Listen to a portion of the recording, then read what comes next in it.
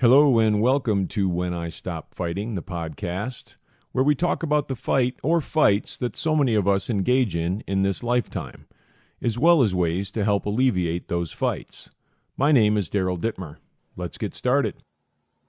Hey, everybody.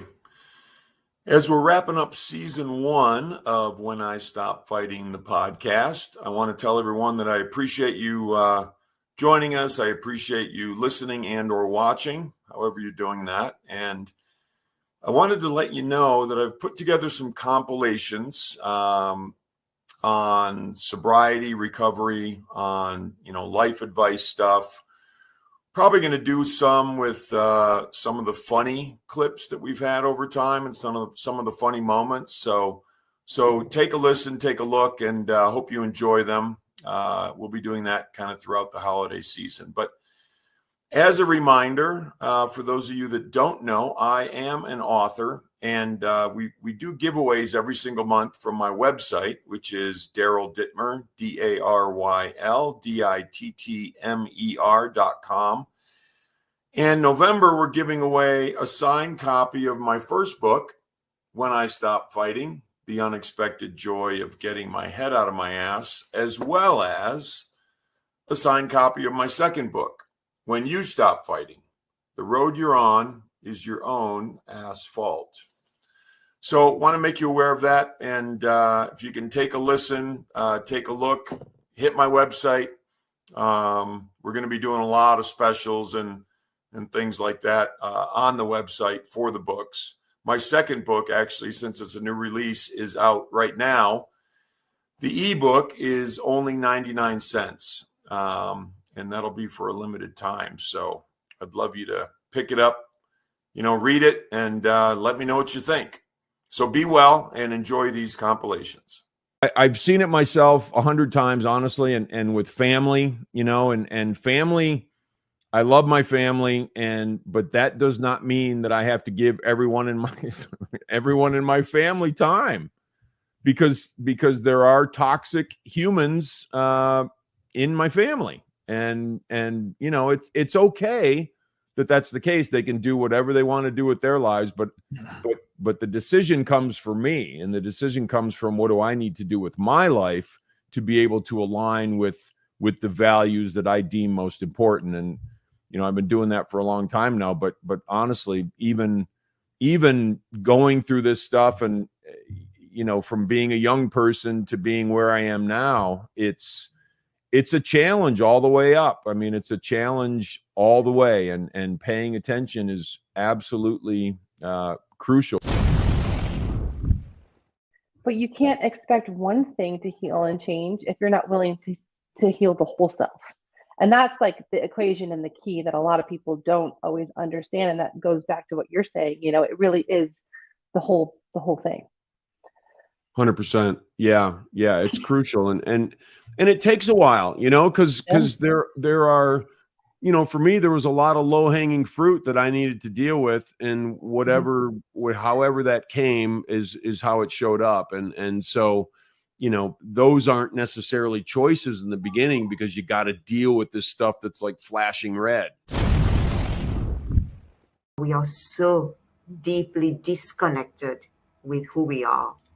We are not the person that we should be, because we have covered ourselves with all the layers of conditioning from our environment, from our school, from our media, our family. The belief that everybody has told us has been put on us, and we are no more ourselves. So I help clients so that they as well can fulfill their dreams. So it's been an amazing journey. I've been co-authoring 2 books already, and I've got 3 more books coming. I'm really, really excited of the gifts that I've discovered within me that I didn't know, Daryl, for all these years. It was just dormant within me. So I have a quote that I always share is, the treasure that you are the treasure that you are seeking. because we have two different voices. I like to call it the boss voice and the bitch voice in our head. The boss voice wants us to do what we know we need to do on a daily basis. It helps us move forward, helps us become a better version. And the bitch voice in our head is the one that tells us, oh no, take it easy, don't do that, or it's scary over there, stay in your comfort zone and do all these things. But when you operate out of that, you're operating out of fear, and no one ever becomes great or does anything worthwhile in life when you live a life of fear. We live in a day and age right now where almost everyone operates out of fear. And that's why the world looks the way it does right now, is because people are afraid. And that's something that I'll never be. Yes, I have fears and stuff like that that come up every once in a while. But as soon as I step into that fear, it's no longer scary because I've experienced it. And I think a lot of people had a misconception of that. And that's ultimately what 75 Hard did for me. It recalibrated my mind. You know, you got to take accountability, and that's another thing that we kind of shy away from in life. We don't take accountability for our own actions. And so when you begin taking accountability for the things that you and done, the people that you and hurt, you know, the misstep that you and took, you say, you know what, this ain't nobody's fault but mine. And so once you start taking accountability for that, then you begin to grow, and now you can become your natural self, because everybody always say, well, I'm real to myself. But at the same time, how can you be real to yourself when you lying to yourself?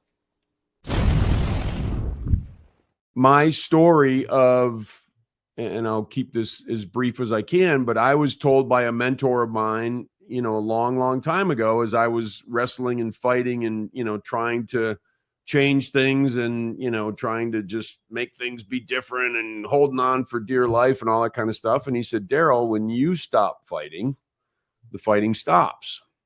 And I was like, oh, damn. Does that mean, what is that? What does that mean?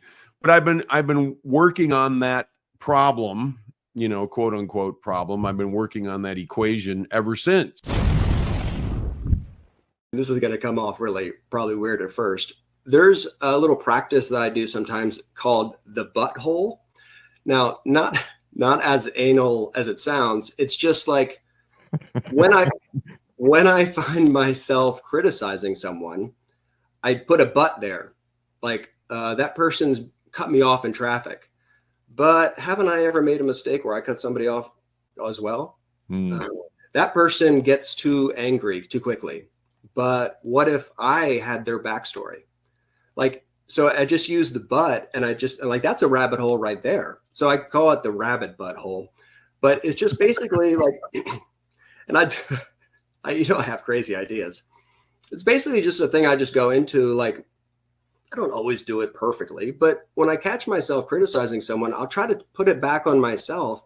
And then it gets back into that paradox thing where it's like, I don't know, something with exploring that loop just makes it, all of a sudden it just ends and it's okay. And I'm back to where I am and I'm just present.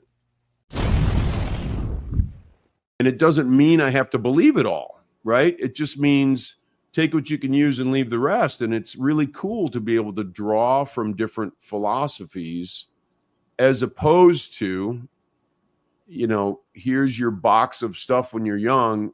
Here's what you're allowed to believe, you know, and then we unravel all that stuff, right, as time goes on. And that's our charge. You know, for me, that's my charge. And it sounds like that's your charge also. Yeah. You know, I mean, it's a way of life. And I mean, because the way, and you know, and we've talked a little bit on Twitter and maybe before the show about the counterintuitive stuff. But what I was doing before wasn't working, right? So there has to be a change. So maybe, you know, that's why the stuff that works is counterintuitive to me. That's something that's been the greatest thing that I've applied to my life, is auditing who I'm giving my time to. Because if those people aren't aligned with what you're currently trying to achieve or what you're working towards, then you need to really limit the time with those people, because they have a tremendous amount of power over you. And you may not think so, but I promise you, it is very, very true. It goes very far with that. It does. Yeah. I've had this discussion with my sons a ton about, you know, values. Your values have to align, and it's okay. it's okay. Everybody can live their life the way they want to, and that's fine. And it's not a judgment thing. It's just, hey, if our values don't align and we're in, some sort of a relationship, whether it be, an intimate relationship or a business relationship or whatever, if values don't align, it's heading for the dumpster.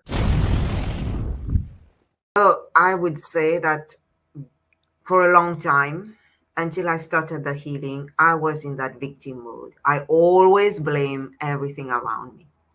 The healing journey has helped me to realize that it's nothing in the outside. It's just a reflection of what is inside of me.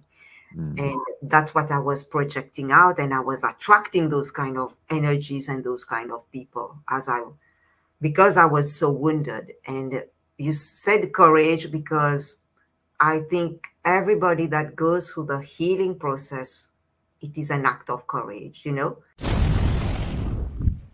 We got to be around other people. I mean, that's another cliche thing. You want to be around, you want to get rich, hang out with rich people. You want to get good recovery, hang out with people with good recovery. You got to get into the rhythm of whatever it is that you want. You want to write a musical, you better get in a workshop with a bunch of people. You want to be a healer, you better get yourself in some healing circles. So yes, just do it and put yourself in the presence of people who are doing it. Right? That life hands me what I need to, and it's not always pleasant. Sometimes it can be very unpleasant, but life hands me what I need to move forward, and it shows me the lessons. And if I don't get it the first time, it'll keep showing me. Yeah. And how the hell does that work? But it does. And I've seen it happen in my life 1,000 times. And I'm like, wait a minute. Something out there knows more than I do. I always look at it like we're all just taking the journey. I've been doing it for a long time, but I look at life this way. I am in spiritual and emotional kindergarten until the day I die, and then we'll see what happens after that. I don't know. And when I went into Al-Anon, it's as if all of the spiritual practices and principles that my mother had taught me in Buddhism, that I had been learning for 20 plus years in New Thought, broke open, and I could finally see that taking that time for myself in the mornings, in my contemplation of life, in my ability to let go of what my husband is doing or what my kids are doing, is the greatest gift that I can not only give myself, but to give to them. That if I really want to help them, the greatest gift that I can give them is for me to help and heal myself.